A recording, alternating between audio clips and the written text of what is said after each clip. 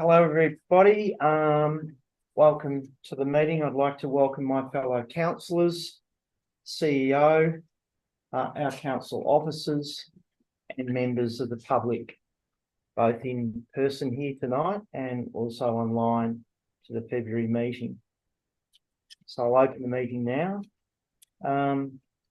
I'll call on each councillor to confirm verbally that they can see all councillors and hear the proceedings. Councillor Holcomb. Thanks, Mr. Mayor. I can see all councillors and hear the proceedings. Thank you. Councillor Sladden. I can see all councillors and council officers and hear the proceedings. Thank you. Councillor Teahan. I can see all council officers and councillors and hear the proceedings. Thank you. And Councillor Webb. I can see all councillors and council officers and hear the proceedings. Okay, I'll ask each councillor to confirm by raising their hand that they could hear each statement of each councillor. Thanks very much. Any apologies, Madam CEO? We have no apologies. No apologies. I'll read the statement of commitment. As councillors of Mansfield Shire, we are committed to ensuring our behaviour meets the standards set by the Mansfield Shire Council, Code of Conduct and Council Charter. We will at all times faithfully represent and uphold the trust placed in us by the community. I'll ask each councillor to confirm their commitment. Councillor Holcomb. I confirm my commitment, Mr. Mayor. Councillor Sladden. I confirm my commitment. Councillor Teahan. I confirm my commitment. Councillor Webb. I confirm my commitment. And I confirm my commitment. Thank you. Councillor Holcomb, do the acknowledgement of country, please. Thanks, Mr. Mayor. Our meeting is being held on the lands of the Tungarong people, and we wish to acknowledge them as traditional owners. We'd also like to pay our respects to their elders, past, present, and Aboriginal elders of other communities who may be here today. Okay, thanks very much. I'll call on each councillor in turn and ask them to declare whether they have any conflicts of interest in relation to any agenda items tonight. Councillor Holcomb. No conflicts. Councillor Sladden. I have no conflict of interest in relation to any agenda item. Thank you. Councillor Teahan. I have no conflict of interest in relation to any agenda item this evening. And Councillor Webb. I have no conflict of interest relating to any agenda items this evening. And I have no conflict of interest of any agenda items this evening either. Representations. We have. Point of order, Mr. Mayor. We missed the confirmation minutes. Oh, sorry. Oh, I have two. Thanks, Councillor Webb. Item 7, confirmation of minutes. We have a recommendation before us. Councillor Teahan.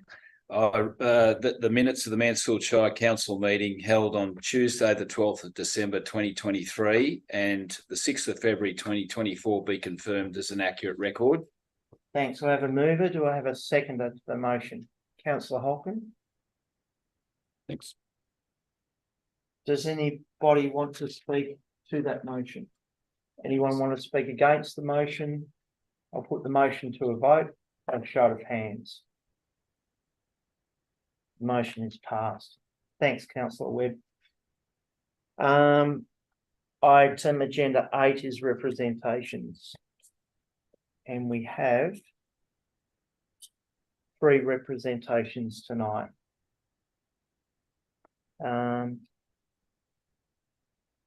For the agenda, which one's that one through the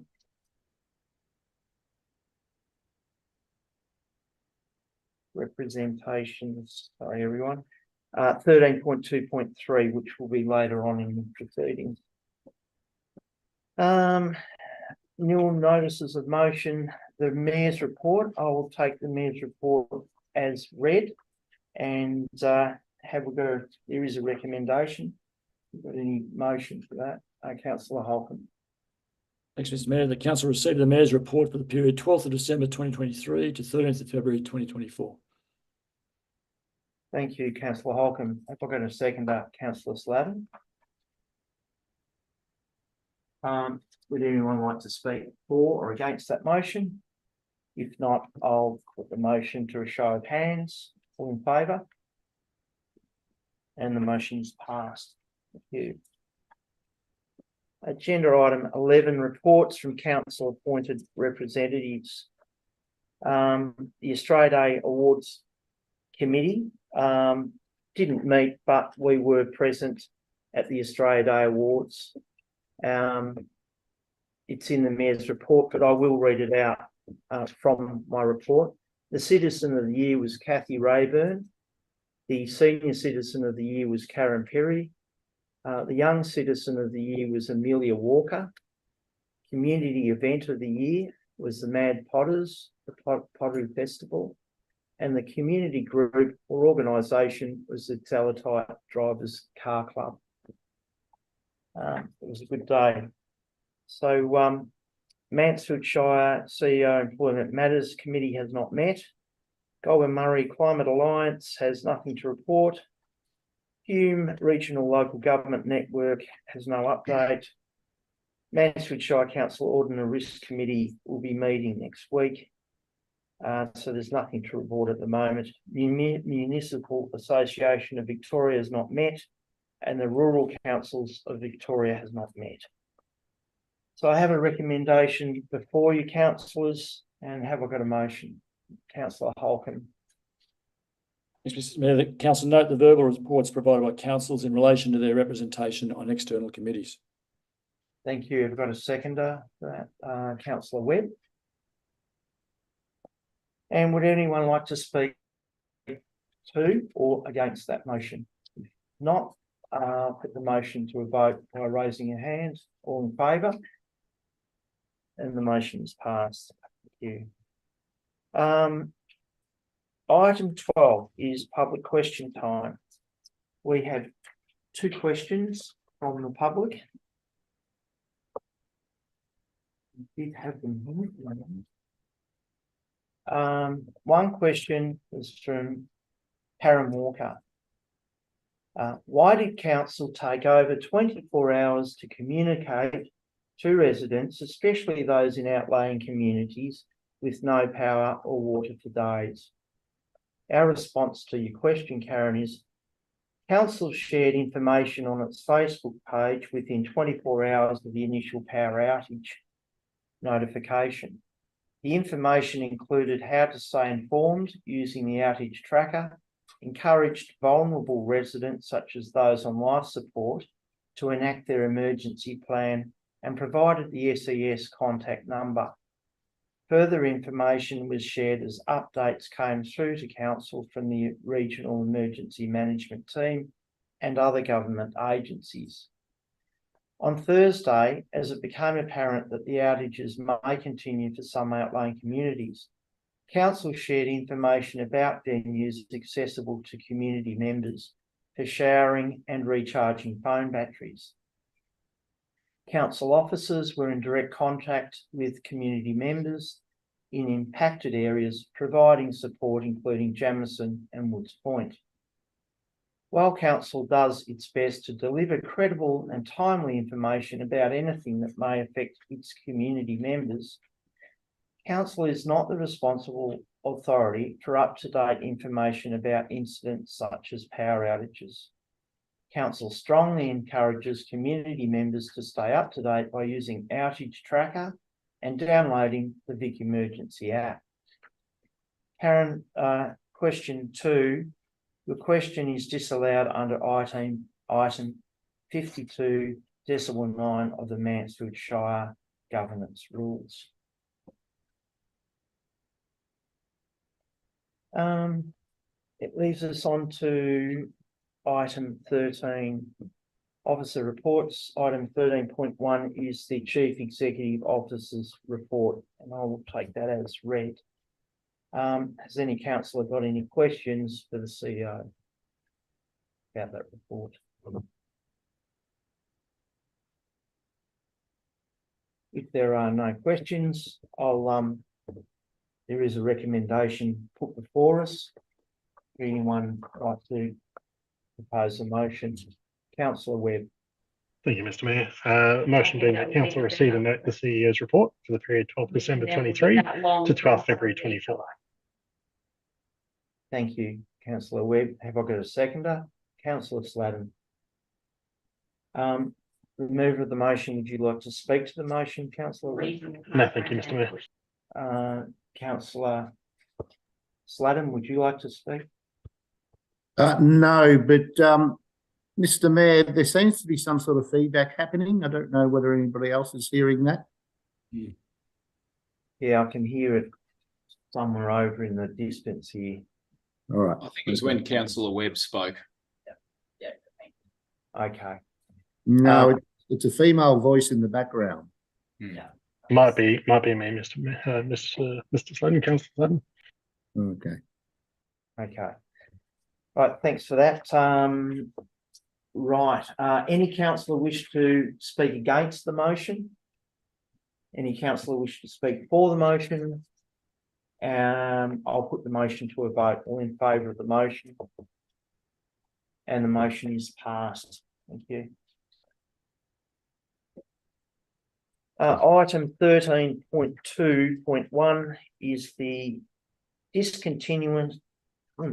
discontinuance and sale of portions of road reserves, and a responsible officer is the Manager of Planning and Environment, Maya Benavia.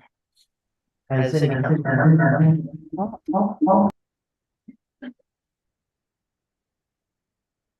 any councillor got any questions for Ms. Benavia? Councillor Holcomb. Thanks, Mr Mayor. Just one question, Ms. Belvanova. What is the process? If this is passed tonight, can you just walk us through how this all works from the sale or whichever route we take with this? Yes, so we will be following a Local Government Act process that we will put a public notice with the intention of sale of the land. And in case we will receive any submission regarding this matter, then we will be dealing with those submissions. If we will receive no submissions, then we will be able to proceed with the regular process of sale of the land. And what sort of time frame does that operate under? It depends. So the public notice should be displayed for 14 days. And once this period is over, then usually the title transfer as part of the sale of the process or transfer of the land is 30 to 60 days. I would say maybe the time frame we're talking 2 to 3 months, even a little bit longer, till we will start discussions with the adjoining owners and come to an agreement, plus the title office transfer time. Through you, Mr. Mayor, I might just add the discontinuation of roads has 2 levels of legislation we have to work through. So, and it's not something we've done before as a team. So it is a bit of a learning experience. We are working under the direction of the Department of Environment under DECA with some direction from their land and built environment team to make sure that we do follow the due process. But certainly we'll work to do it as quickly as we can, particularly for the people who are looking to use those parcels of land for personal purposes. But certainly it is one of those legislative processes that can sometimes take some time. Councillor Holcomb. Just as a follow on to that, do we have to get these valued, independently valued? Or how does that work? Yeah, through you, Mr. Mayor, there will be a valuation process prior to sale of any of them. So that is part of the full process we will need to go through. Thank you. Councillor Teague. Yeah, thanks. Ms. Belvanova, I was just interested in location 3, the corner of Hutchison's Road and Nanda Court, that site there. Just from the diagram I've got, it looks like there's some sort of easement running through there. Is that correct? Or is that just sort of the graphics of the photo? I think that green area may be on the rest of the road, which is the access to the lake. But I will need to do more investigation if there is an easement involved. Yeah. I It's think the old road, isn't it? and from what I've seen in the past, people use that to access the lake at times. So I'm not sure what complications that might have on that block. That should be being sold. definitely considered, but as I'm aware, we will be not touching that green area. So that green area should not be affected. Okay, yep. Councillor Sladden, did you have a question? Yes, it was just again just a clarification on the process. So the discontinuance has to be approved first by whom? So yes, through you, Mr. Mayor, we go through a process in consultation with DECA because it will revert the ownership depending on this. So there is 4 of them, which is why it's 4 different types of reservation. The approval will come through council. So there'll be a point where there'll be a council resolution where there's an agreement to formally enter into that. So this is the approval for us to commence the process. We certainly didn't want to commence this process without bringing it to council first and then work through that process. And before any final decisions are made, it'll come back to council for a decision. Okay, so we get approval from either DECA or Department of Education. Department of Education? Yeah. So through you, Mr. Reid, it'll be through DECA. He'll be working closely with to work through this process. The Department of Education will be the beneficiary of one of them, but the rest of them don't involve the Department of Education. Right. And so it's at that stage that you commence the discussions about sale. Yes, through you, Mr. Mayor, that's correct. So we've been approached by adjoining landowners. So obviously they we'll keep them abreast of the process as we go. But certainly as we get to the point where we're looking to formalise a sale, there will be different negotiations depending on the context of the property. The one for the Jamison Primary School will be a bit different because it won't be a sale, it'll be a closure, and then that'll get, from what I understand, it'll get vested in the Department of Education and become part of the education land. And that's why that one's a little bit different, but the council part of that process is the same. Right. And should the discontinuance be allowed, the sale process, is that only to those people that have actually approached, or does it go on the open market? So through you, Mr. Mayor, it depends on the context. So if there is capacity for it to be sold separately, then absolutely we can explore that. Like Nanda Court is a little bit of a different situation, but for the ones where we'd be creating a situation, for example, the one in Valley Fair Rise and Village Way, we wouldn't want to create a separately transferable block of 225 square metres. So the reality of that lot is that it was the only person that could benefit from it is the adjoining landowner. So those assessments will be done in context with how they can be used and whether they can be used independently or they have to be consolidated into an adjoining lot. Thank you, Ms. Crane. You're welcome. Councillor Webb. Thanks, Mr. Mayor. Just a quick question on after the process. Would this block be a separate lot or would it be amalgamated into the existing lot? Yeah, through you, Mr. Mayor, I'm happy to take this one too, Maya. Sorry, I haven't given you a chance tonight. We've worked together on this one a lot. It depends. Again, it depends on the context. So if the only capacity for it is to be used by an adjoining property, yes, we would be looking to have them consolidated into that property. If it is a block that then could be used as a separately transferable title, it would remain on its own title, but it is dependent on the context at the time. Thank you. We got any more questions? If there are no more questions, there is a recommendation before us, councillors. And if I got a motion, Councillor Holcomb. You're on mute, Mark.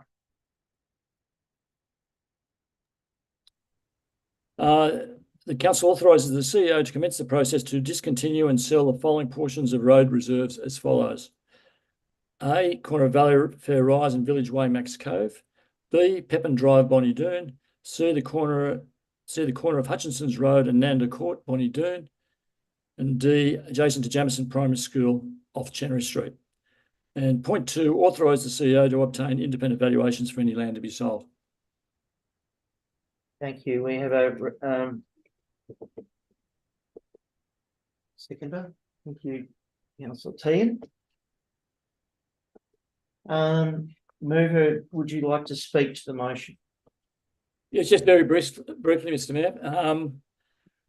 I think this is just well done to Ms. Belvanova and Melissa and your team.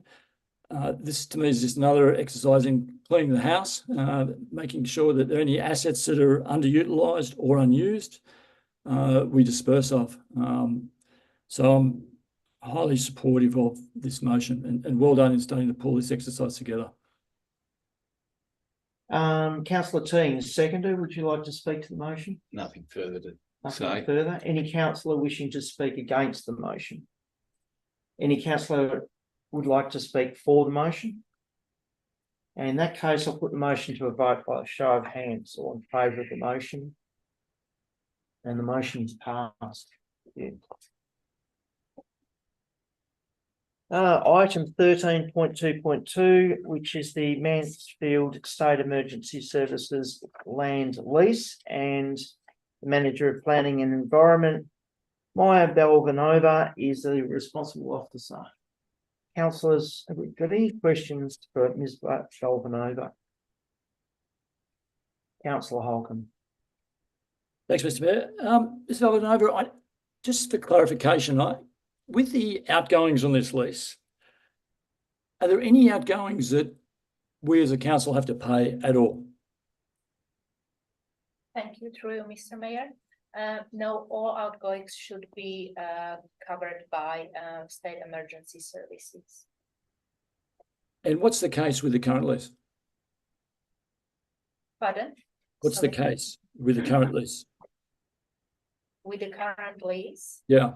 So thank you, through you, Mr. Mayor. So at the moment, we are not aware of any existing lease between Mansfield Shire Council and State Emergency Services.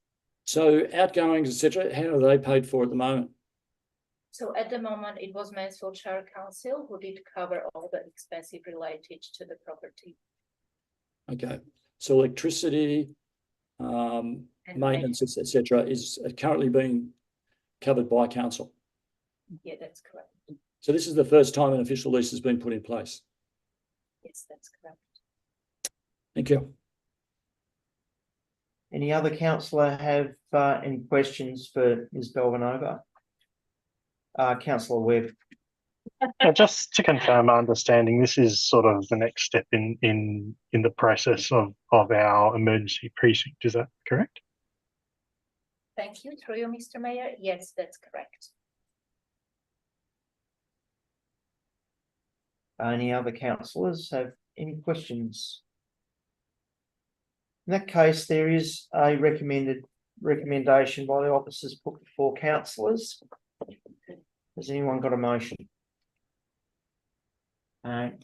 Councillor Teahan.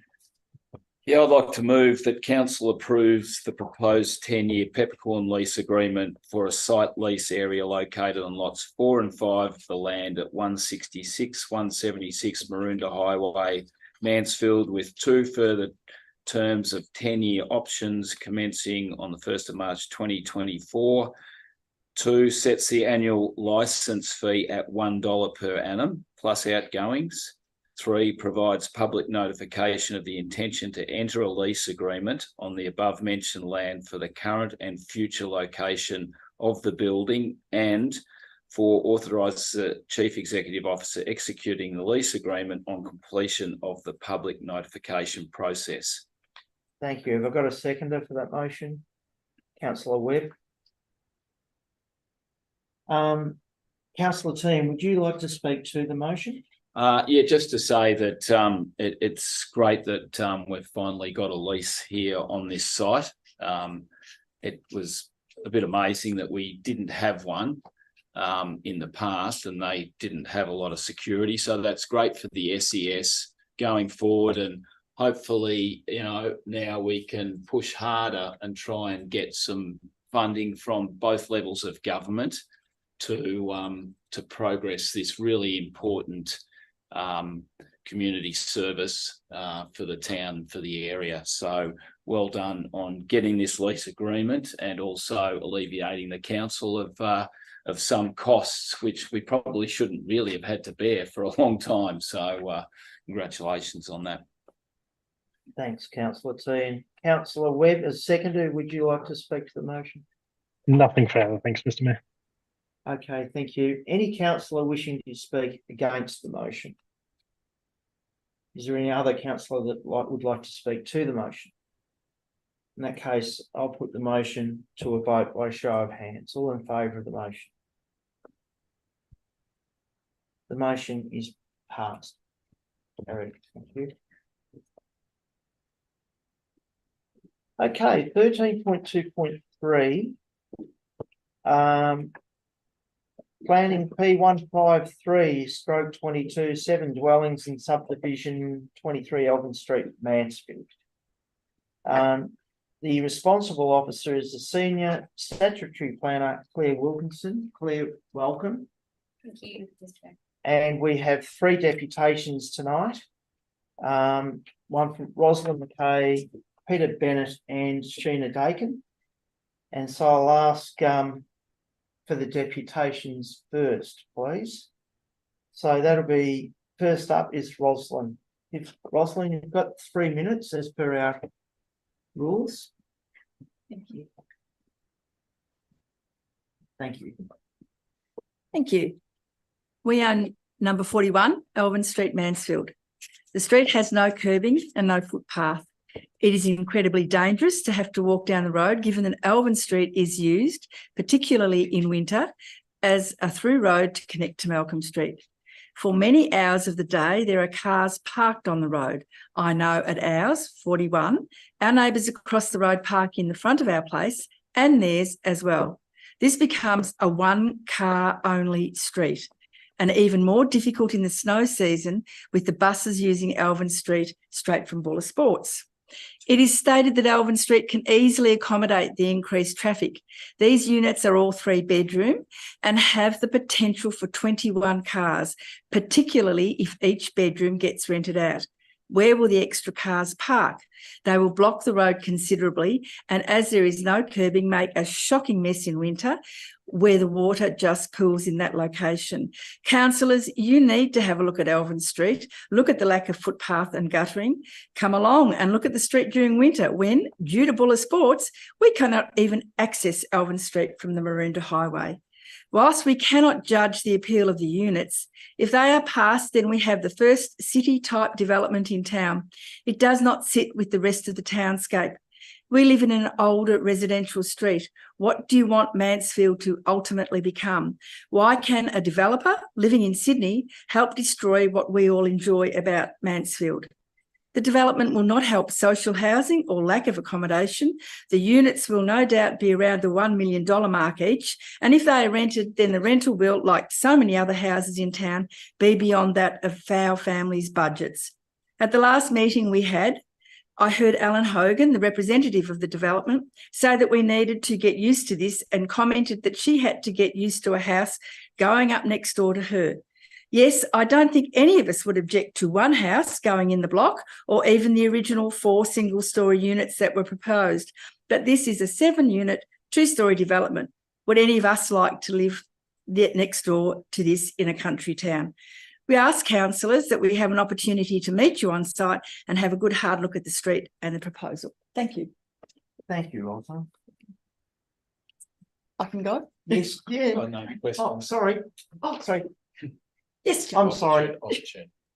Yeah, there is an opportunity now for questions. Oh, sure. Yeah, in case any councillor would like to ask you questions. Sorry, councillors. Carried away there. Have any councillors got any questions to Rosalind McKay? Councillor Holcomb. Thanks, Mr. Mayor. Mr. McKay, just with respect to And I understand exactly what you're saying. I've been up and down Elvin Street a couple of times, so I know exactly, and been around that site, so I know exactly what you're talking about. Just in the history of this site, it looks like there's been developments done, applications put in 2007 and I think 2012, something like that, for four unit developments. And I assume by the same Sydney owner that you're talking about. Did you object to those at the time? Were you living there in Elvin Street then? Yes, I had Elvin Street, and no, I don't believe anybody objected to 4 townhouses, single-story townhouses. There was no objections. No. Yeah. Okay, thank you. Any other councillors? And Ros, would that still be the case? Miss? Well, I can only speak for myself. Yeah, I'm But asking you to speak absolutely, yourself. 4 single-story would be not an issue. Just can you just describe a little bit what does happen there on a Saturday morning in the winter with the buses coming through? Well, if you on the really super busy weekends, the traditional Saturdays, the cars are backed up to Kidston Parade. You cannot get into Elvin. You physically cannot get into Elvin Street. You have to work out how to go the other way. And because the cars are parked so far up Elvin Street because the car park is full, the Buller buses go up Elvin Street and it's only single lane. When cars are parked on either side, it is literally only a single lane, and it is extremely difficult and dangerous to get up and down the street. Yeah. So I guess what you're saying is that it would need to be curb and channel on both sides before you could even consider anything like this proposal. Is that what Absolutely. you're... And it's the fact that the 3-bedroom, we could say, well, it might, you know, you've got to allow for the fact that I might buy one and rent one out to 3 adults that all have cars. That's 21 cars. And there's no car parking space for 21 cars. They're all going to have to park out the front. We've seen tow trucks have to come and pull out cars that have got bogged in the front of that house, I believe, because it's so wet in winter. Thanks. Yeah. Thank you. Any other councillors would like to ask any questions? In that case, Rosalind, Thank you. Lee, thank you. Thank you. Our next person tonight is Peter Bennett. Thanks, Peter, and just remind you it's 3 minutes. I'll do my best. You do your best. I'd like to thank the council for allowing me the opportunity to speak. My name is Peter Bennett. I'm of 25 Elvin Street, and I'm speaking on behalf of my wife Simone and Dorothy and Jeff Foster, who live at 21 Elvin Street, which is on the other side of the development. We object to this development on multiple issues. The sheer size and bulk of the development would make it the most overdeveloped, high-density 1,400 metre site in Mansfield, compromising Elvin Street's character and charm, and setting a terrible precedent for Mansfield's ongoing future development. For us personally, every one of our north-facing windows, which is 2 bedrooms, kitchen, family room, will look directly at a 6 to 7 metre high wall, which will predominantly run the length of our property and 21 Elvin Street's boundaries. It's eliminating garden and tree views across neighbourhood yards, park-like views of the golf course, and eliminating the feel of spaciousness and the reason we actually choose to live in Mansfield. We won't be able to see the sky unless we stand at the window and look directly up.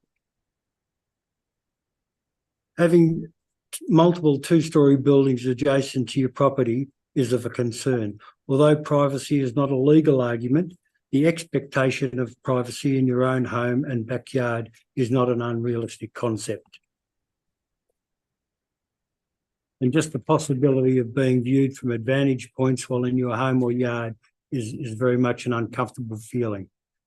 The proposed development is totally out of character with the neighbourhood, which is predominantly single-storey, single residential houses in a tranquil, leafy, tree-lined country street.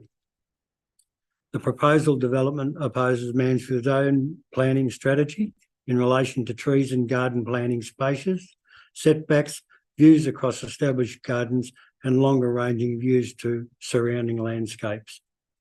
The plans as presented are at best ambiguous, having measurement inaccuracies and lacking detail. Most requirements used under the Victorian building regulations are the bare minimum allowed and not in keeping with the surrounding neighbourhood. The garage layouts appear small and difficult to use, resulting in larger cars, four-wheel drives and visitors parking in the street. And as said before, no footpaths, minimum curbing and channelling. And out the front of 25 Elvin Street, during winter, it becomes like a lake. It's a bog and many cars are towed out. It's going to add to traffic congestion and the danger for pedestrians, and particularly when small children are using the tennis courts. I just hate to think of the possibilities. In winter, I've stood there and watched 4 buses at a time travel up Elvin Street at speed, followed by an arrangement of various cars racing to get to Mount Buller. And negotiating parked cars and pedestrians is really just a recipe for disaster. From a climate change perspective, with extreme hot weather becoming more frequent, buildings with no shade trees become heat sinks, absorbing heat throughout the day and radiating heat to adjoining properties during the evening. With any north or south breezes will be blocked by the height and width of the development. Water runoff to adjoining properties has the potential to increase because of bare minimum permeability areas and increased heavier and more frequent downpours. The Elvin Street residents are not against development, which is evident by the 2007 proposal and the 2012 plan that they put forward. Not one person objected to it. It's able to be absorbed within the character of the street. The proposal that we've got at the moment is an eyesore and is totally out of character for Elvin Street, Mansfield, and any rural town. Thank you. Thank you, Peter. If you just stay there for a minute. Thanks for that. Has any councillor got a question for Peter? There doesn't appear to be any questions, so it's very I feel somewhat disappointed, but never mind. Thank you, Peter. Thank for your you. time tonight. Thank you. Thanks very much. And the third deputation I have from Sheena Dakin. Thanks, Sheena.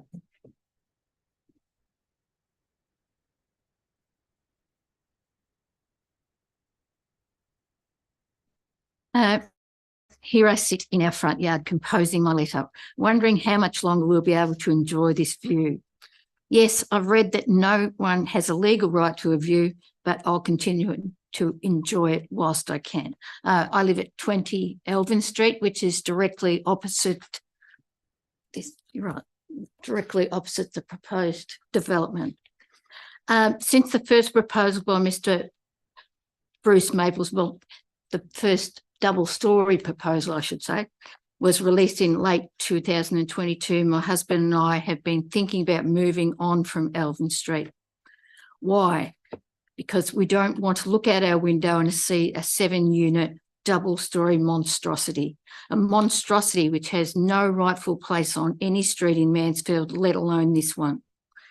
We don't want to see even more traffic coming into this street. At present, this street is being used by motorists as a thoroughfare to Mount Buller Road. Since Station and Apollo Street have been deemed local traffic only, the traffic flow has increased 5-fold. I have complained to council several times asking for traffic counters and speed signs to be erected, but to date nothing has been done. I also asked the police to have a camera car. At one stage, but they said to me, we can't have a camera car, Sheena, until there's been an actual accident. So that's what they told me. So let us think about the children and the parents walking to the tennis and golf courses and to the local school. We have no made footpaths, so safety is a big issue. This proposed development will only exacerbate the situation.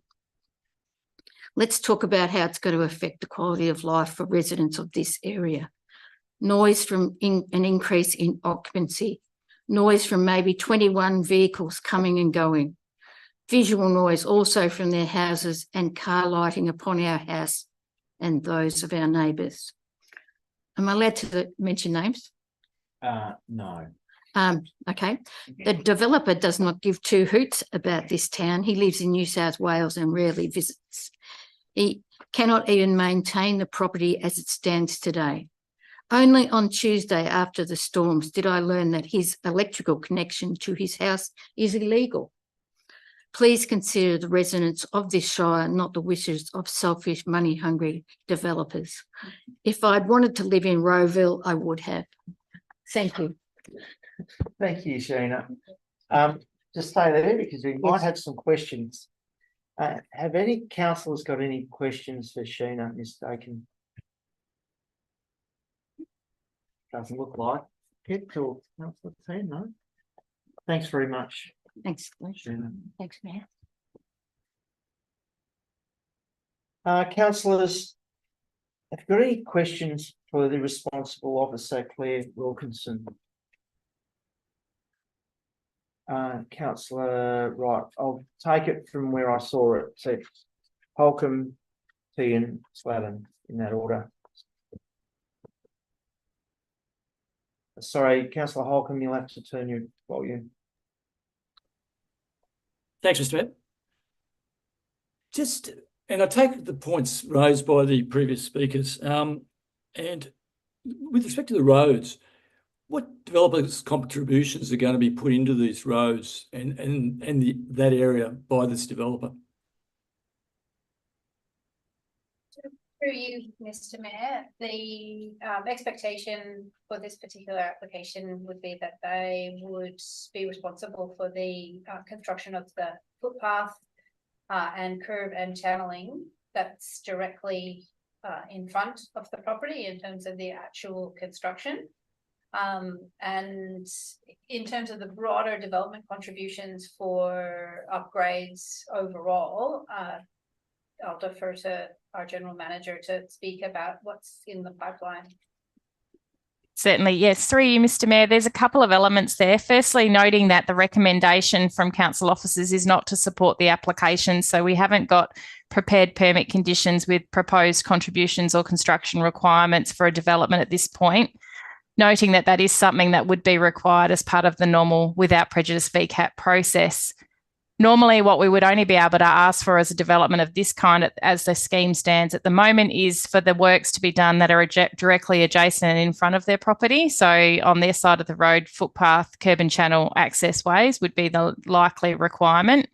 In terms of broader development contributions, we'd only be able to seek them should we have had a development contributions plan in place prior to that development being completed. So there would be a normal open space requirement for subdivision, but any broader development contribution would be reliant on the completion of the infrastructure plan and implementation of development contributions overlay, which at this point is a little bit away. So, yeah, that's where that would be the kind of contribution we'd be looking for this development. Thank you. Okay, Councillor Tehan, you had a question. Yeah, Ms. Wilkinson, two of the objectors, Mr. Bennett and I was going to say Miss Moore, but it's not Ros, I'll say. They mentioned density, and they both mentioned that they in their opinion, this was a high density development. I know the applicant in some of their responses has said it's a medium density development. So how do we measure what density a development like this is in regards to our planning scheme? Very good. Through you, Mr. Mayor, thank you for that question, Councillor Tehan. The way that, I mean, there's no prescribed definition of density in the Mansfield Shire planning scheme. There's no planning practice note that's set forth by the State Department of Planning. So more broadly, councils will define density in a strategic document, much like their housing strategies. The Mansfield Shire housing strategy doesn't stipulate a definition of what equates medium, high, low density. However, sort of more broadly accepted amongst planners and across councils in those housing strategies is and informs. We talk about medium density being lot sizes between 150 to 250 square meters, and anything that is a lot size that's less than 150, so you're talking that would be more reflective of apartment style or walk-ups, and that would be of a high density nature. But again, that definition and description is usually outlined in a strategic document such as the housing strategy.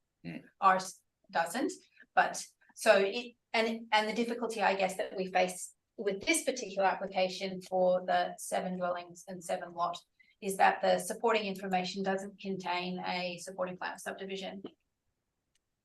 Right, okay. And yeah, that was or probably... a surveyor's plan that actually stipulates what the subdivision and those sizes look like. Yeah, because on page 9 of the consultative report, there's a question in regarding to the site size and the site area being 1,573 square metres. But then in our report, it's saying it's 1,414 square metres. So why is that discrepancy there? What's going on for that? So through you, Mr. Mayor, and thanks again for that question too, Mr. Tien. That's certainly a good pickup. With respect to the submission information that we've received, there has been some different discrepancies in terms of the site area numbers.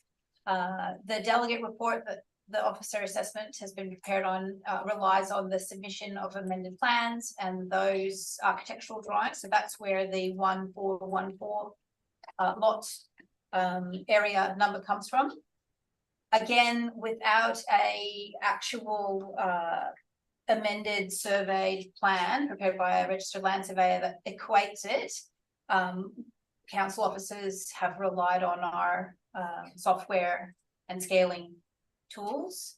And so there's been some discrepancies in terms of that site area. And even in the material that we've received from the architects, the engineers, the planning consultants. So we've relied on the amended planning submission that we received and the architectural plans that support that. However, we also recognize that there's been discrepancies in the number that's been reflected. Is that unusual to have an application which doesn't detail that specifically? I wouldn't say it's I mean, the planning officers rely on certainly a plan of survey, which makes it very straightforward and easy to quickly ascertain with accuracy and certainty that what the site areas entail. When working off scaled up versions of other software, there is room and margin for error certainly increases. And I think there within lies the issue that we have before us with this particular application. And through you, Mr. Mayor, I might add, had the council officers got to a point of wanting to support the application, which they didn't reach, it would be one of the conditions on any permit would be that they have to submit proper scaled and dimension plans to officers prior to us approving a plan per se. So that would be a requirement of a permit if we've been unable to get it through the application process, and it does happen.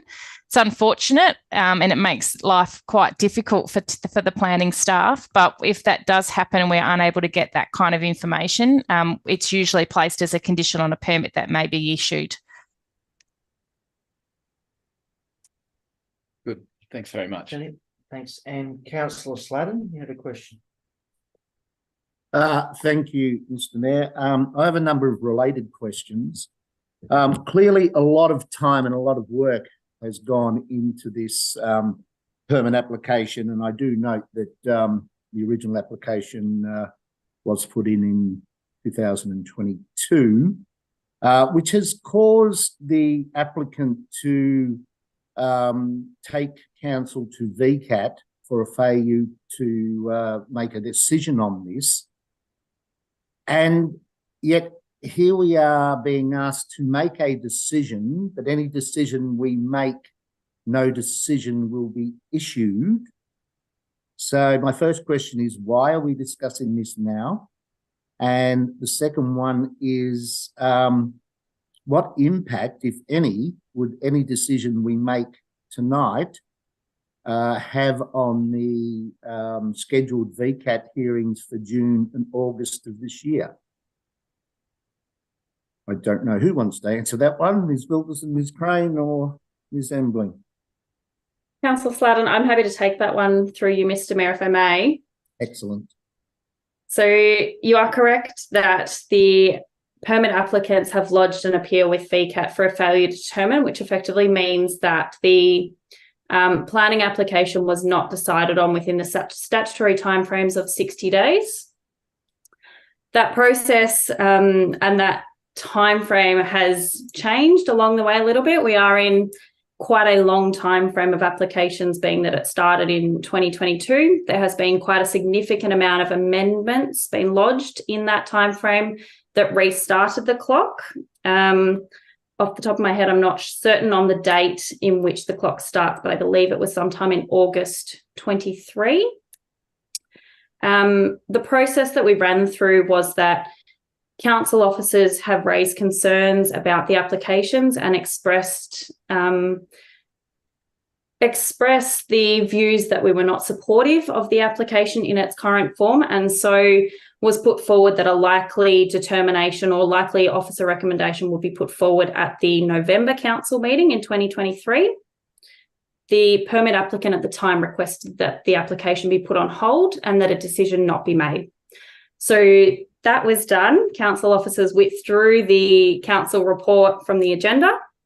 And in that, since that time frame, the application for a failure to determine has been lodged at VCAT. Effectively, under legislation, council can make a determination on the application. That decision by council is what council officers would be representing at the VCAT hearing. So the VCAT hearing that's scheduled for July or August this year coming is not only to work through the failure to determine being outside 60 days, but also to actually determine whether the application should be approved or not. So the position that council officers will represent will be what the decision is made tonight. So whilst we can't issue that decision under legislation, we do require a decision to be made so that we have a position to represent. Okay, thank you very much. That was well explained. So the applicant, it was actually November that it was the end of November that they asked this to be put on hold, so it didn't come to the December meeting. So I'm not au fait with the Planning and Environment Act 1987, Clause 84-1. How do we not have to wait until the applicant comes back and says, okay, we want you to make a decision? Or what is it under the legislation that says that we can make a decision but don't issue a decision, if that makes sense, or issue a notice of decision? Certainly, through you, Mr. Mayor. It is a little bit complicated, and the words of the Act do specifically state that a decision can be made, but it must not be issued. So effectively, that decision would just sit in the minutes of the council meeting, and whatever that decision may be, either a notice of decision to grant a permit or a notice of decision to refuse to grant a permit, will just sit in the council minutes and will not get sent out to anyone. Okay, so between now and those VCAT hearings, the applicant can't come back and give any amended plans or anything, can they? Through you, Mr. Mayor, that would be a separate process through the VCAT system. Right. So they wouldn't be coming back to council for the planning permit. They could choose to lodge amended plans through the VCAT processes. which in turn can run through a similar planning application process whereby advertising might need to happen again. There may need to be further engagement with the neighbours and current objectors. So those VCAT processes are all set out in the VCAT Act. Excellent. Okay, and sorry, Mr. Mayor, for labouring the point. But just for clarification, the VCAT hearing will determine the failure to make a decision, and B, the VCAT will decide whether this application or this development can proceed or not. Is that correct? Through you, Mr. Mayor, that is correct. There is also, prior to the hearing, a compulsory conference where all parties have an opportunity to mediate a decision. But if that fails, then VCAT will make a determination at the hearing. Okay, hang on, is that mediate a decision between council and the applicant, or mediate between the objectors and the applicant? Through you, Mr. Mayor, that would be between council and the applicant and any objectors who choose to be party to the VCAT appeal. Right. And do those objectors have to pay to be part of that appeal? No. Excellent. Thank you very much. Thanks. Thanks, Ms. Ebling. That's very clear. Thank you. Councillor Webb. Thanks, Mr. Mayor. I have a handful of questions more about the development itself. There was a number of points raised about drainage and other issues along Elvin Street. Would this development itself, would it have some sort of retention system built into it? So in the event of a large downpour, would that be a requirement of this development of this size? So through you, Mr. Mayor, we don't have, as part of the current application, supporting stormwater plan. However, there is on one of the drawings a nominated area where a stormwater detention basin area pond in the front of one of the lots directly off Elvin Street would be located, and through the process of a permit, that information would be further articulated and required. Beautiful. And I suspect you'll give me a similar answer to my next question, which is, there was no traffic swept path analysis submitted with this application plan, is that right? So yeah, through you, Mr. Mayor, good question, Councillor Webb. The delegate report and the attached plans have a layout plan that shows some perfunctory traffic movements. However, as council officers haven't deemed this as sufficient swept path analysis to fully ascertain the movement and the satisfactory of movement of parked vehicles and vehicles entering and exiting the site. The council officers have determined that further information would be required and further clear swept path diagrams would be needed to make a satisfactory determination, and hence the recommendation before you today. I have some further elaboration on the specific points that relates to the traffic movements and the lack of information with respect to the swept paths. Yeah, thank you. And just a quick follow-up question, if I can, please, Mr. Mayor. Is there a size of development or a threshold where things like swept path analyses need to be submitted, or it's on a case-by-case basis? Through you, Mr. Mayor, that's determined on a case-by-case basis. However, there are specific standards that are outlined in the Mansfield Planning Scheme section with respect to car parking. So the length of spaces, the width of spaces, the required buffer space in between vehicles, those sorts of aspects are outlined in there. And again, I've highlighted in the officer recommendations where we feel there is not enough supporting information to fully determine that the car parking layout is satisfactory. Mm-hmm. Thank you very much. Councillor Team. Thanks, Mr. Mayor. Ms. Wilkinson, there's a development of this size needs, I believe, 35% open space. in it? The Or garden area? Minimum garden area. Yes. Yeah. And does this development fit into that within those guidelines? So through you, Mr. Mayor, that's another good question, Councillor Tian. So as part of the officer assessment, I have looked into that, and again, we have relied on the information before us with some discrepancies in terms of the site area and site measurements. It's been a slightly challenging undertaking. In the delegate assessment report, there is a section on the minimum garden area requirements. Within that, visually, I've highlighted areas where using our own software, we feel that the layout as proposed has some areas which have been claimed as garden area, which we're not certain meets the actual definition of what's required in the general residential zone. So that's been highlighted. Again, an accurate survey plan that really reflects the layout with a more precise level of detail would be beneficial and required for us as planning officers to have a better understanding of the garden area. We feel that based on what's been submitted, that there's a shortfall, and that shortfall actually would bring the minimum garden area threshold under, and that it doesn't comply with the minimum garden area requirements.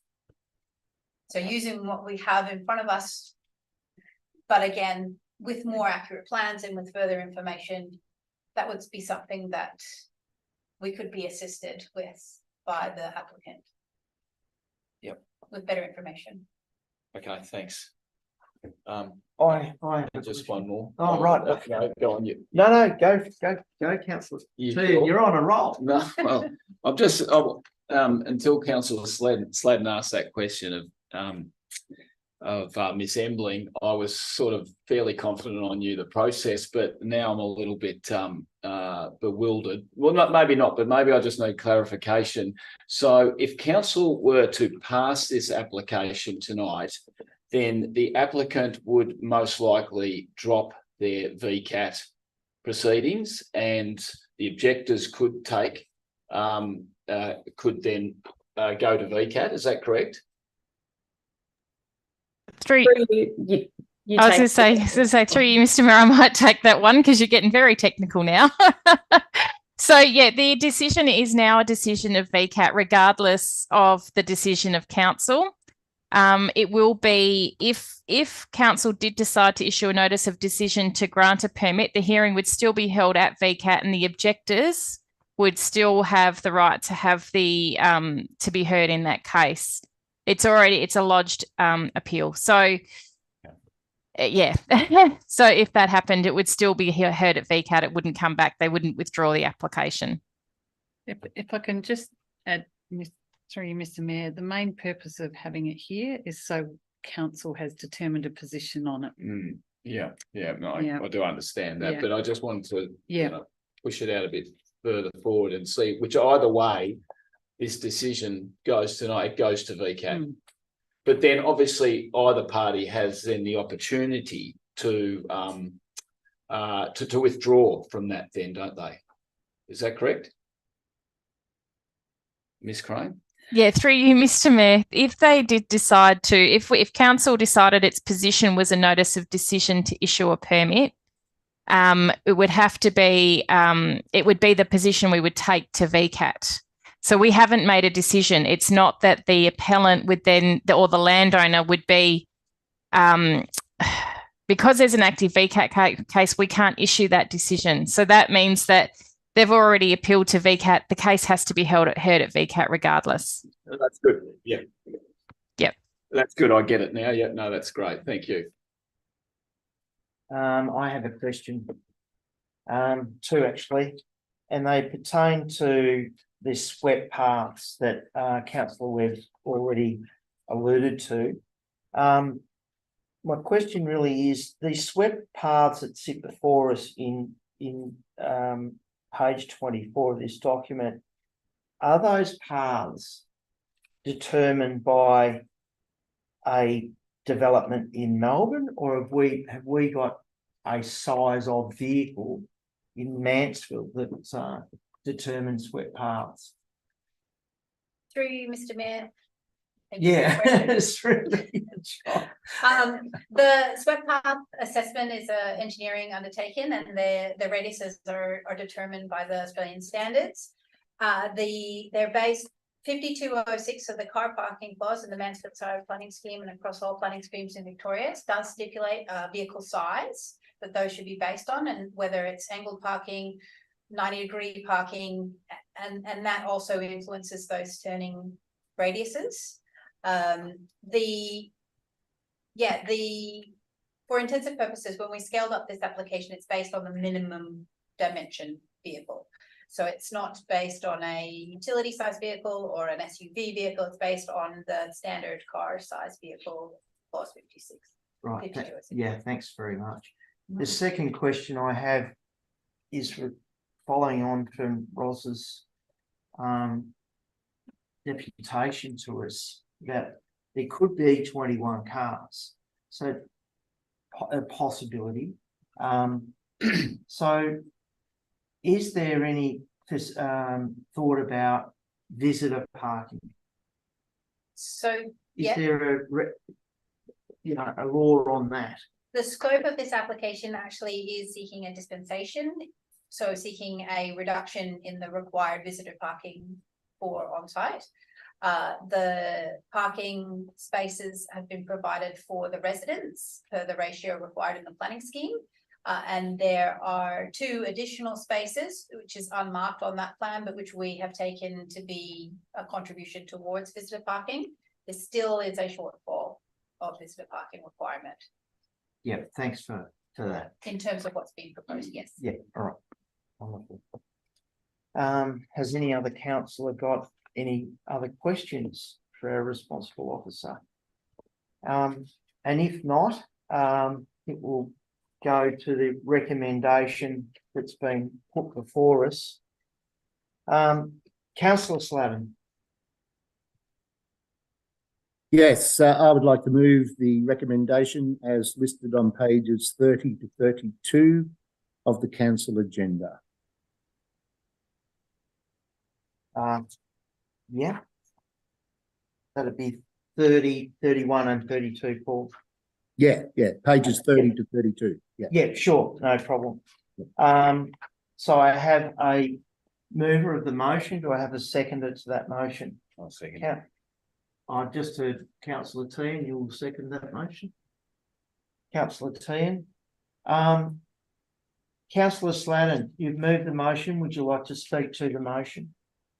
Firstly, I'd like to just acknowledge the amount of work that the planning department, Ms. Embling, Ms. Wilkinson and Ms. Crane have spent on this application. It's clearly it's missing a lot of detail, and I certainly accept the reasons of in relation to access, parking, garden space, and bulk form as outlined in the officer's report. Unfortunately, while this may give the planners some certainty to take the VCAT, it's not going to give any certainty to the applicant or the objectors at this stage. We will have to wait and see what happens there. But certainly giving the planners a point of, a standpoint is certainly why I am moving this motion. Thank you, Mr. Mayor.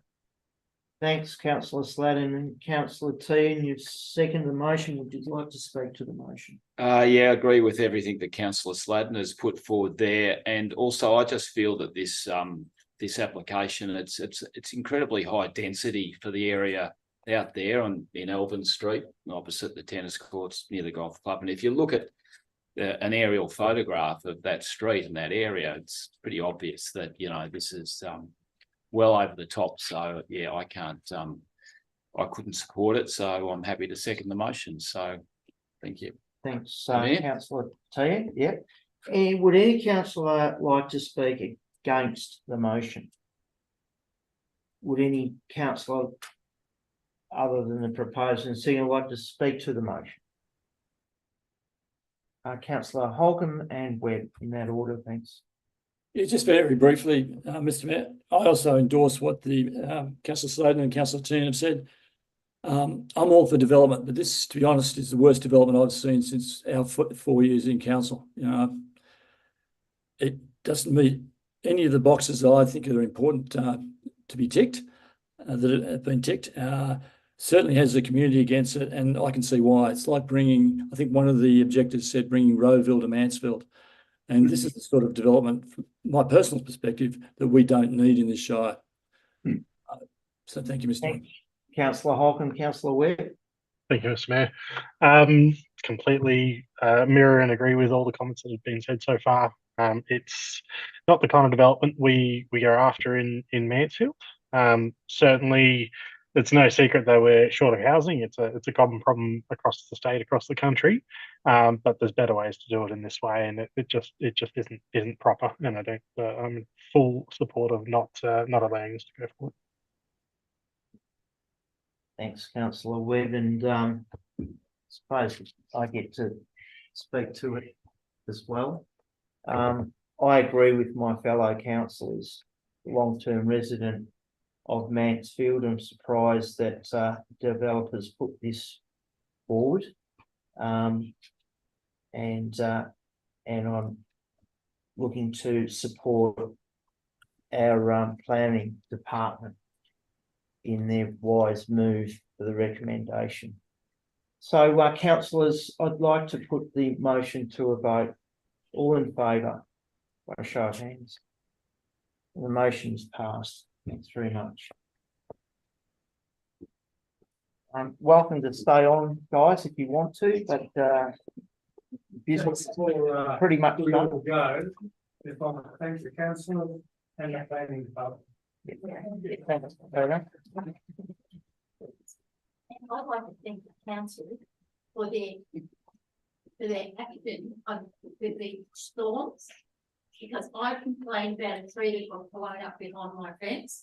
They were there at 9 o'clock, and I'd only told them at 8 o'clock. And AusNet was fantastic. Thanks, Sheena. We'll move on though. Okay, sorry. But we'll Sorry. pat our own backs. Yeah. Very good. Thanks for coming in, everybody. Much appreciated. We're moving on to item 13.3.1, which is the Council Plan Actions 2023-24 half-yearly report.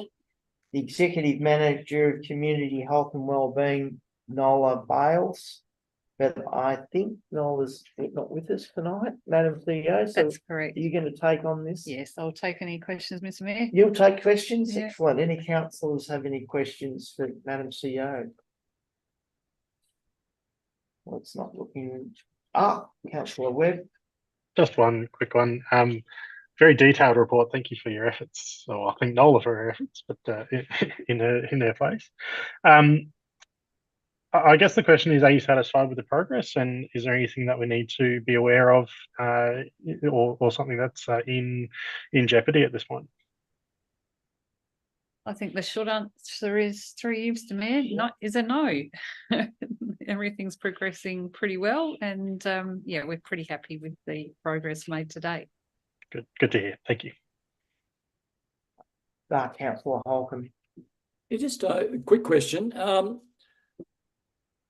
And it's great to read these reports because it reminds how much has been done by the executive team, and gives us a reminder of where we are relative to being on track or not. And it's a credit to everyone that the amount of work that's been achieved. I just need to understand a little bit more.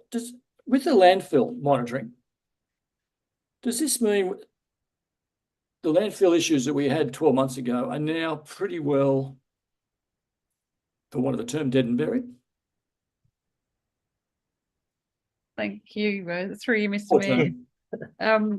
Look, that the monitoring does continue on for some time. The results that we've been getting, I think, have been quite encouraging, and have not flagged any major issues. So, and we certainly have had the EPA revoking some notices that have been in place. So we're pretty happy about that, pretty happy with the work that's been done by the team to achieve that. But there is still some ongoing monitoring associated, particularly with the closed landfills. So, yeah. Just taking that a step further, because when we first saw that what the amount of work that had to be done on this, I must admit, and probably other councils felt the same, I was really concerned about the state of some of them and what might occur. Obviously, that's all been to a certain mitigated. Any of the ones that are still open, are there any areas there that you're concerned about, the ones that are still open?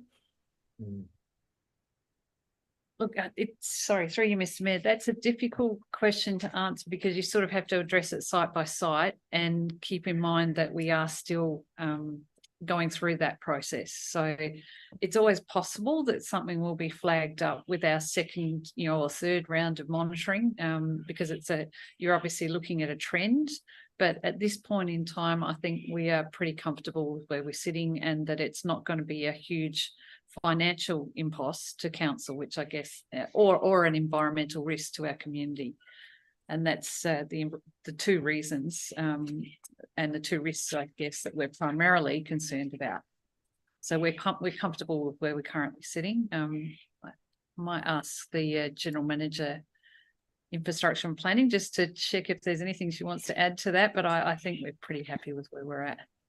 Yeah, the unlicensed closed landfills in particular are all over the state, are an issue for local government as a rule. I think the age of ours is in our favour in terms of managing that risk, and we've come up with a plan going forward where we're mitigating most of those risks and trying to minimise the amount of expenditure we'll have to do, and we'll certainly work very closely with the EPA to achieve an outcome that satisfies both them and our general environmental duty, but also with the practicality approach to it about how do we manage to minimise those costs as we go forward. Other councils have been able to be successful in minimising those costs and still achieve the right environmental outcome, and that's certainly what we'll be doing as we go forward. Thank you. Councillors, any other questions? In that case, there is a recommendation before council. I've got a proposal from the people I saw. It's Councillor T and Councillor Holcomb. Thanks. A recommendation that council receives the council plan 2021-2025 half-year update for 2023-2024 provided for information. Thank you, Councillor T. Councillor Holcomb, I've got you down as seconding that. Thanks very much. Would you like to speak to the motion? Yeah, I'd just like to say one thing. Just reading this and something came to mind. It's probably not something that was in the council plan, but a connected and healthy community. And I think what we're seeing here tonight is that when we came into council, we didn't anticipate that we were going to have COVID and not have a meeting in chamber for 3.5 years. So here we are tonight for the first time for a public meeting in the chamber.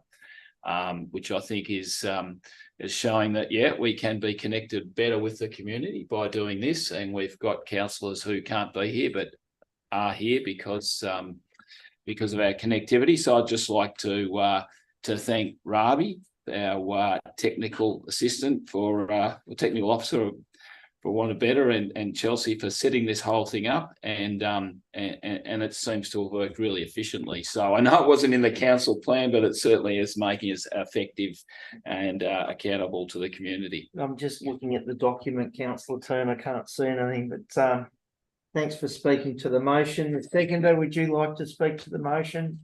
No, nothing more to add, Mr. Mayor. Would anyone like to speak against the motion? Would any councillor like to speak for the motion? In that case, I'll put the motion to a vote. All those in favour, show hands, please. And the motion is carried. Thanks very much. So 13.3.2 is the quarterly finance report, and the responsible officer is the General Manager, Business and Economic Development, Julie Williams. Has any councillor got questions for Ms Williams? Councillor Holcomb. I've just got two questions. Mr. Mayor, on page 40, we talk about employee costs being unfavourable variance of 594,000, and additional resourcing was required to support emergency activities. Is the rationale for that? So can you just tell me what the emergency activities are, what that involves? Sure, Mr. Mayor. The emergency activities have been associated with the natural disaster incidents we've had in recent times over this financial year. So there were extra hours that our staff had to undertake work and activity. Right. So $140,000 worth? That's what we've recorded against. That's a lot of activity. And it would have been. I would have thought. Mm. If I could just jump in maybe and provide a bit of context there. Some of that expenditure is associated, as I understand it, and the General Manager of Infrastructure and Planning probably correct me if I'm wrong. Council received a large payment in relation to the flood recovery, and there are resources that are being used and have been used in terms of and that are booked against that. So we received a grant of about $500,000 last financial year, and some of that expenditure would be associated with those resources. But there have also been a number of claims that we have made against what they call the DRFA, the Disaster Recovery Fund, where we've also expended time and resources as well. Thank you. Just one final question, Mr. Mayor. I notice on page 39 of the report also is materials and contracts expenditure is $1.752 million lower than budget. That's a fair bit of money, obviously, and it's always been an issue with council for many, many years is the carryover figure. How's that all shaping up, being that we're already 1.75 under budget, which suggests that a number of these projects haven't been done, I suppose, is where I'm getting at. And so are we going to be faced with another big carryover figure going forward? Through you, Mr. Mayor. So this here is talking about operating expenditure, and it's relating to the operating expenditure, not the capital, in terms of these materials and contracts variances. But you will see that a number of the grant-funded operating expenditure projects are under expenditure, under the budget. Now, some of this may be timing in terms of when we budget for these projects to proceed. And you will notice that actually our grant revenue is a little bit lower than what we had planned for this time of the year in terms of the budgets. So a portion of it is timing. The business is working very hard to deliver against those grants. So we are working very, very hard to spend these funds against those grants. Mm. Might through you, Mr. Mayor, ask General Manager Infrastructure and Planning to just address the comments in relation to capital works progress too, because I think they're also relevant, and they have been a concern for a couple of years. Ability to complete our program I guess in terms of our budgeted timeframes. But I think we've made some significant progress on that, and I'd like to give her the opportunity to address that.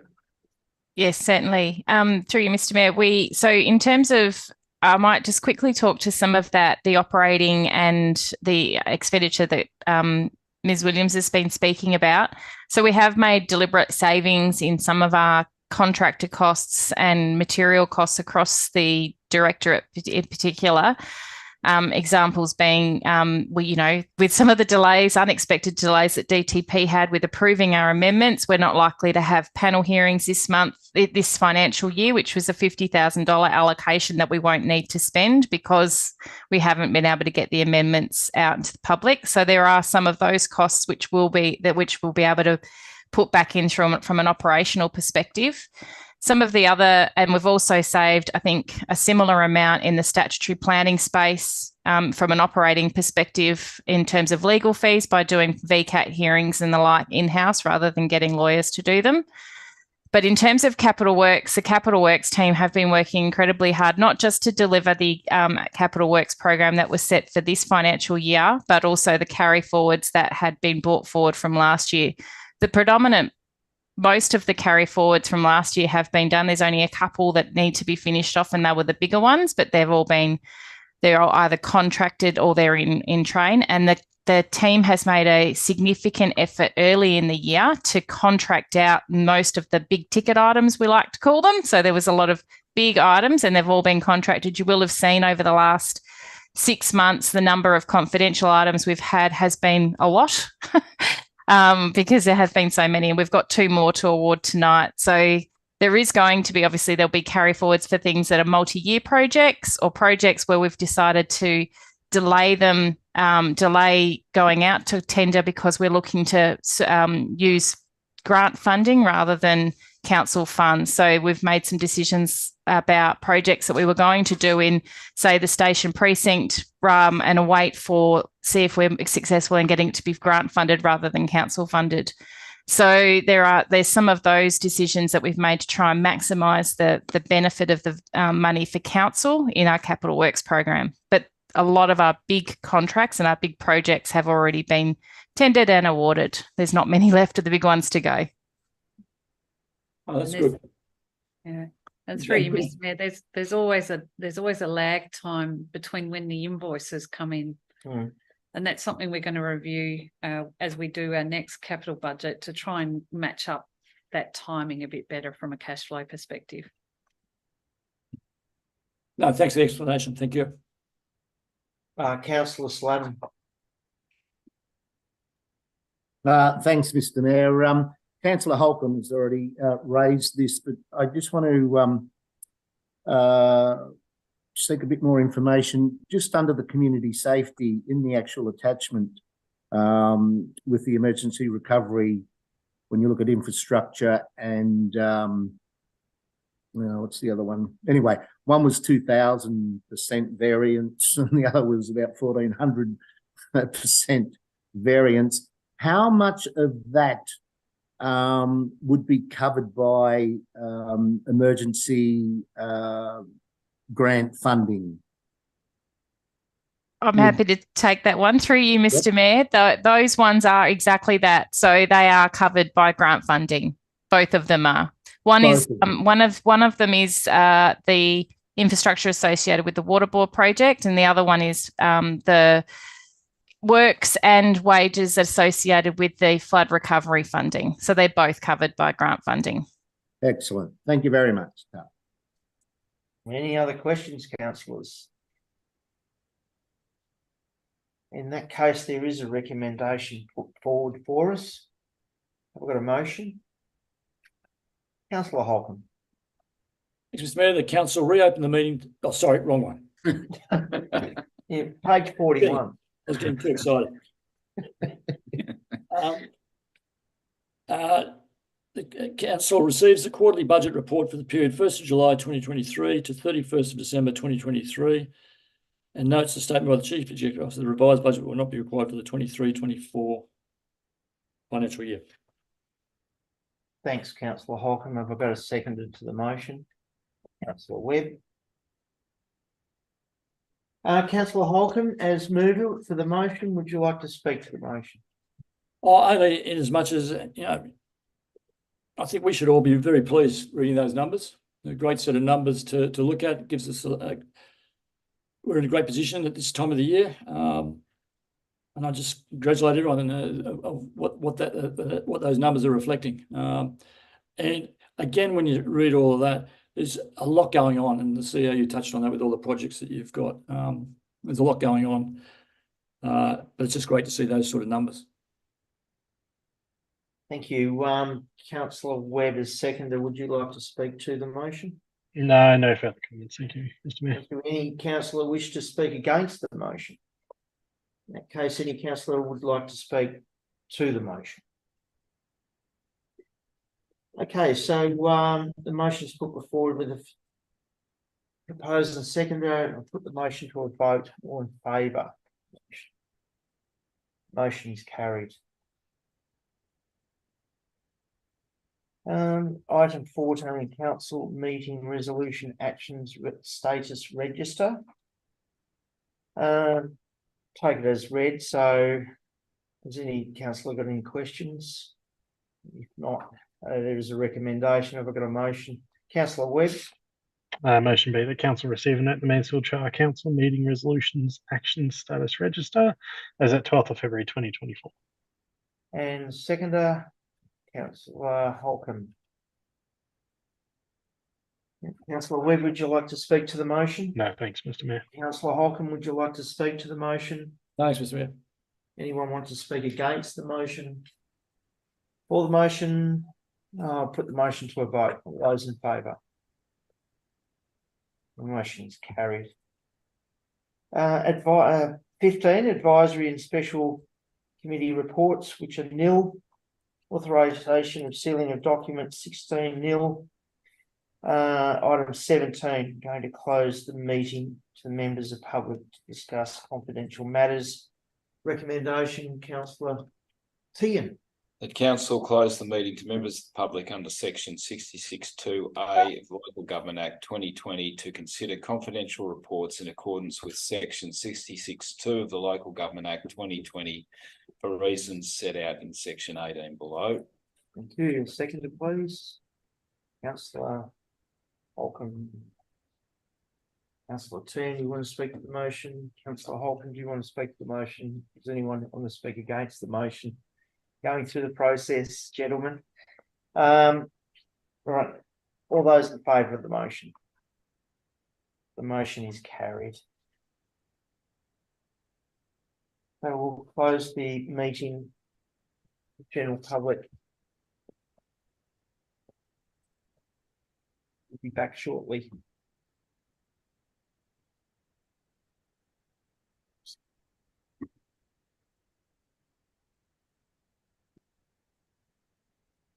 Do I have to push join?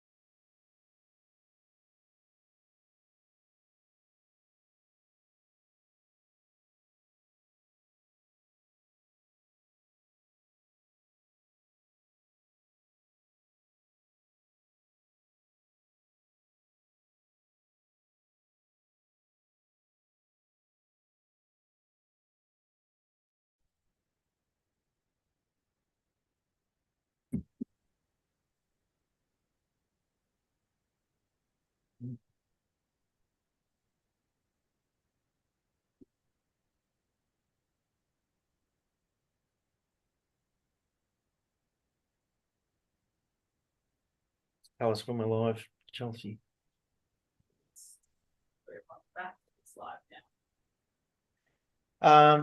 Thanks everyone for your patience while we were in our.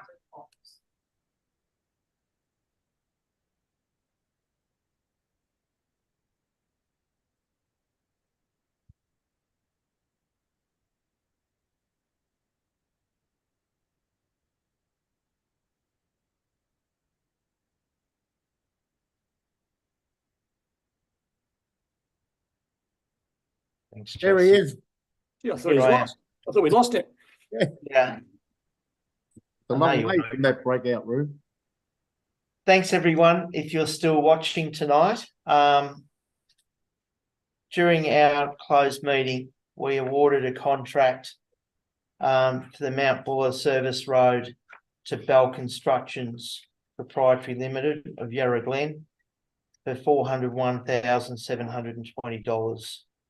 We also awarded a contract for the Heighton Lane upgrade construction to a local Alpine Civil Constructions, and that was for the amount of $484,843 ex GST. So we're looking forward to those two projects coming to fruition.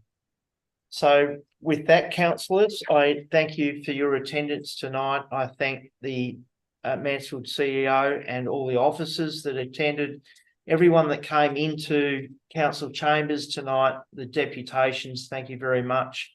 And I'd now like to close the meeting. Thanks, and safe journeys home. Good evening. Okay.